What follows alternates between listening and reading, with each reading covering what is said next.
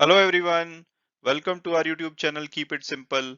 आज यानी कि 7 दिसंबर के हमारे स्टॉक्स एंड न्यूज हैं विप्रो, जिन्होंने कि सेलोनिस के साथ मिलकर के एक supply chain command centre launch किया है।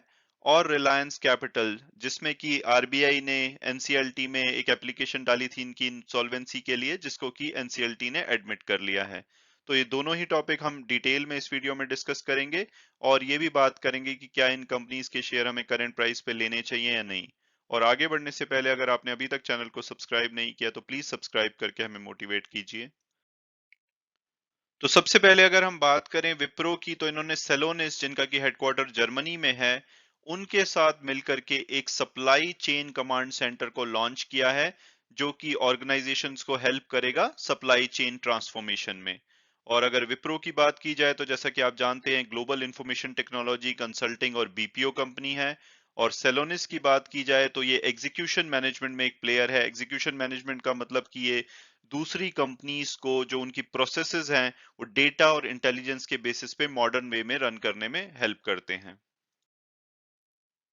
और अब अगर बात की जाए कि भाई ये सप्लाई चेन कमांड सेंटर क्या होता है, तो ये ओवरऑल जो कंपनीज की सप्लाई चेन एफिशिएंसी है, उसको इंप्रूव करने में हेल्प करता है। जैसे कि प्लानिंग स्टेज में आप डिमांड फोरकास्ट कर सकते हैं, सप्लाई फोरकास्ट कर सकते हैं, उसकी एक्यूरेसी को इंप्रूव कर सकते हैं।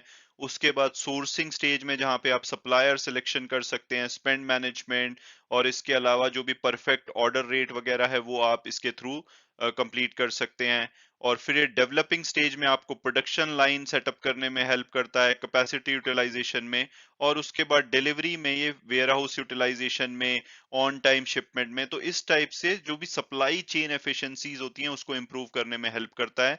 तो इनका जो ये कमांड सेंटर है वो इस तरह से काम करेगा। तो इसमें ये क्या करेंगे, इसमें ये कंपनीज को या जो भी इनके कस्टमर्स होंगे उनको एज ए सर्विस प्रोवाइड करेंगे। ये सप्लाई चेन कमांड सेंटर की जितनी भी सर्विसेज है, मतलब कि उनको कोई भी अपनी तरफ से इन्वेस्टमेंट नहीं करनी पड़ेगी टूल्स में या एप्लीकेशन में।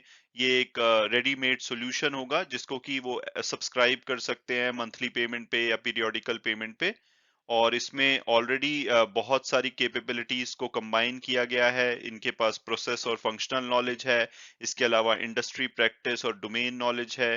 डेटा एंड एनालिटिक्स को ये यूज कर रहे हैं, ईआरपी इंटीग्रेशन, प्रोसेस केपीआईज। तो ओवरऑल ये अपनी एक्सपर्टीज को यूज करके इन्होंने सेंटर बनाया है, जिसको कि लोग या कंपनीज या customer ready to use model की तरह यूज कर सकते हैं। इसमें थोड़ा बहुत कस्टमाइजेशन करा सकते हैं अपने जो भी उनका प्रोसेस मैच्योरिटी लेवल है उसके हिसाब से।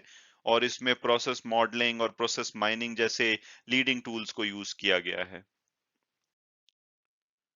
और अब अगर बात की जाए हमारी सेकंड कंपनी न्यूज, यानी कि रिलायंस कैपिटल की, जो कि एक अनिल अंबानी ग्रुप की कंपनी है। तो अभी तक क्या क्या हुआ है इसमें, तो 29 नवंबर को आरबीआई ने रिलायंस कैपिटल के बोर्ड को सुपरसीड कर लिया था, यानी कि इनके बोर्ड का कंट्रोल ले लिया था। और उन्होंने वाई नागेश्वर राव, जो कि बैंक ऑफ महाराष्ट्र के फॉर्मर एग्जीक्यूटिव डायरेक्टर हैं, उनको एडमिनिस्ट्रेटर बना दिया था।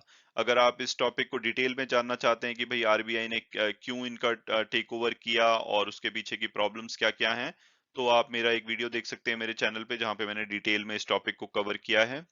तो इसके बाद सुपरसीड करने के बाद 2 दिसंबर को आरबीआई ने एक NCLT, national company law tribunal में रिलायंस कैपिटल की इंसॉल्वेंसी के लिए एक एप्लीकेशन डाली थी कि भाई इनकी इंसॉल्वेंसी को इनिशिएट किया जाए, क्योंकि अपने क्रेडिटर को पेमेंट नहीं कर पा रहे हैं, उसमें डिफॉल्ट कर रहे हैं।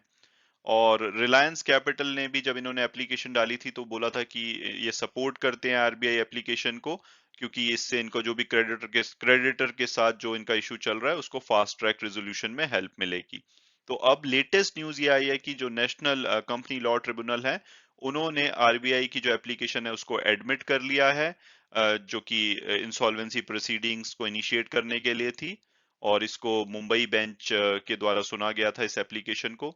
इसके अलावा एनसीएलटी ने जो वाई नागेश्वर राव की अपॉइंटमेंट है एज एन एडमिनिस्ट्रेटर, उसको भी अप्रूव कर दिया है।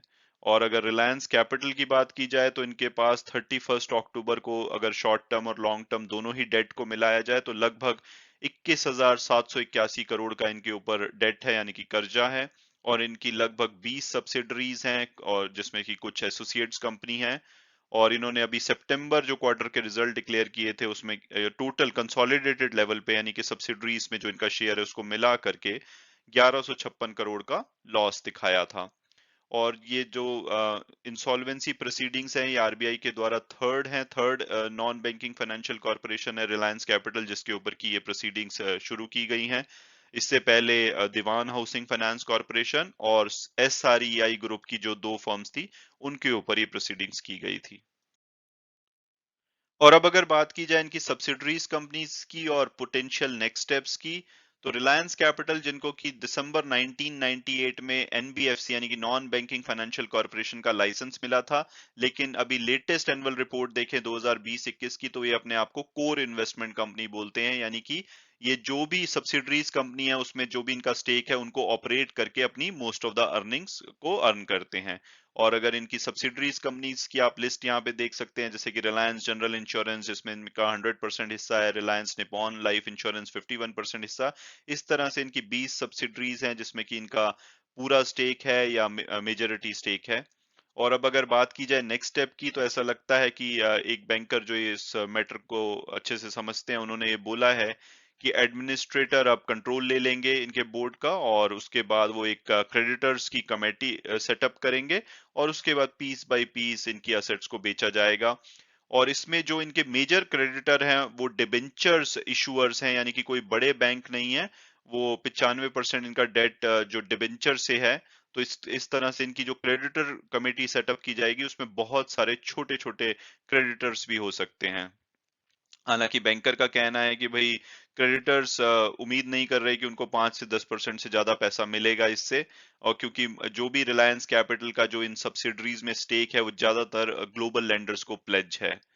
और अगर बात की जाए कुछ सब्सिडरी की, तो इसमें से जैसे कि Reliance general insurance, Reliance Nippon life, ये तो प्रॉफिटेबल भी हैं, और कुछ अन्य भी प्रॉफिटेबल हैं।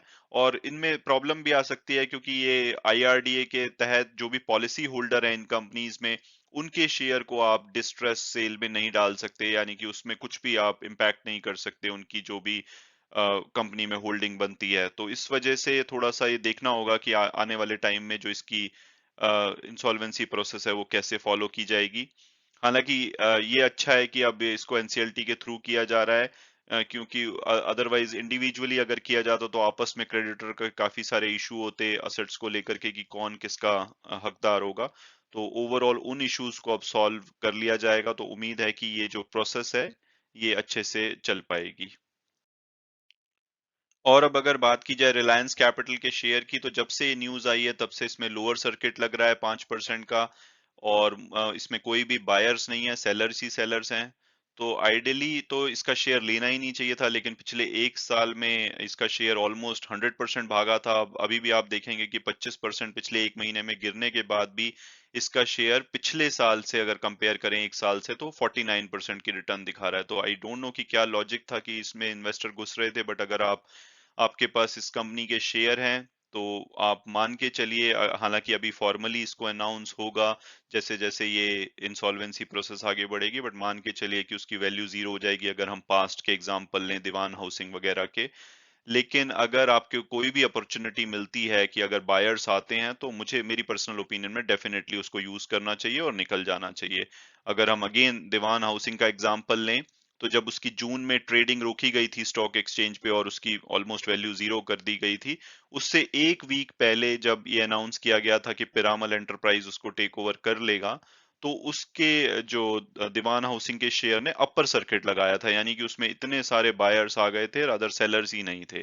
तो लोगों को उम्मीद थी कि अब बिल्कुल ही रिवैम्प हो जाएगा और उनको पैसा मिलेगा। तो अगर ऐसी ही कोई अपॉर्चुनिटी आती है तो आपको डेफिनेटली इसका शेयर बेच देना चाहिए। बट मुझे लगता है कि उस एक्सपीरियंस के बाद से इन्वेस्टर शायद ज्यादा अवेयर हैं, तो ऐसी शायद अपॉर्चुनिटी ना आए, और इवन स्टॉक एक्सचेंज भी कुछ कदम ले ताकि उनको नुकसान ना हो। क्योंकि दीवान हाउसिंग के केस में बहुत सारे इन्वेस्टर नए बायर आए थे, उनको लगा था कि अब प्रॉब्लम सॉल्व हो जाएगी, ये सस्ते में मिल रहा है शेयर, लेकिन वो एक गलत स्टेप था। तो अब शायद हमारे जो बोर्ड हैं, स्टॉक एक्सचेंज बोर्ड, वो भी इसमें हेल्प करें कि इन्वेस्टर को इससे नुकसान ना हो। और अब अगर हम वापस विप्रो पे आए और ये बात करें कि क्या इसका शेयर हमें करंट प्राइस पे लेना चाहिए या नहीं, तो सबसे पहले अगर इसकी पास्ट परफॉर्मेंस देखें, तो 3 साल में इन्होंने 151% की अमेजिंग रिटर्न्स दी हैं, एक साल में 73% की रिटर्न, और ये तब है जबकि पिछले 3 महीने में इनका शेयर 9% तक करेक्ट हुआ है। और अगर ब्रोकरेज हाउस रिपोर्ट्स को देखें तो वो इसका टारगेट 680 से 750 बताते हैं, और टिकर टेप के प्रेडिक्टिव एनालिसिस के हिसाब से भी इसका जो एवरेज प्राइस है वो 680 के आसपास आता है, हायर साइड पे 830 और लोअर साइड पे 480। और जो करंट जो कल क्लोजिंग हुई यानी कि कल की क्लोजिंग है वो 625 के आसपास हुई है, तो हमें बोल सकते हैं कि अभी अपने एवरेज प्राइस से नीचे पे अवेलेबल है। और अगर फंडामेंटल्स और पीयर्स एनालिसिस देखें तो एक लार्ज कैप कंपनी है, 3,40,000 करोड़ से ज्यादा का मार्केट कैपिटलाइजेशन है। पी और पीबी रेशो अगर देखेंगे तो काफी अट्रैक्टिव लगता है, टीसीएस और इन्फोसिस से काफी बेटर है, ऑलमोस्ट एचसीएल और टेक महिंद्रा की रेंज में है, रिटर्न ऑन इक्विटी अच्छी है, ऑलमोस्ट डेट फ्री कंपनी है, प्रॉफिटेबल कंपनी है। तो अगर मेरी पर्सनल ओपिनियन पूछी जाए तो जैसे कि मैंने पुराने वीडियोस में भी हमेशा बोला है कि ये पांचों ही आईटी कंपनीज मुझे बहुत पसंद है, और मेरी पर्सनल ओपिनियन में ये पांचों ही आपके पोर्टफोलियो का पार्ट होनी चाहिए। तो कभी भी जब भी किसी में करेक्शन आए तो आपको उसमें इन्वेस्ट करना चाहिए, रफली 20-20% भी कर सकते हैं, या टीसीएस इन्फोसिस में थोड़ा सा ज्यादा, और बाकियों में आप 10 से 15% की अपनी टोटल इन्वेस्टमेंट कर सकते हैं, जितना भी आप आईटी सेक्टर में करना चाहते हैं। और वीडियो क्लोज करने से पहले मैं हमेशा की तरह डिस्क्लेमर दूंगा कि जो भी मेरे व्यूज थे वो पर्सनल थे। अगर आप किसी भी शेयर में इन्वेस्ट करना चाहते हैं तो अपने फाइनेंशियल एडवाइजर और अपनी फर्दर रिसर्च के बेसिस पे अगर आप कंफर्टेबल होते हैं तभी आप कीजिए। Thanks so much for watching the video and God bless you all.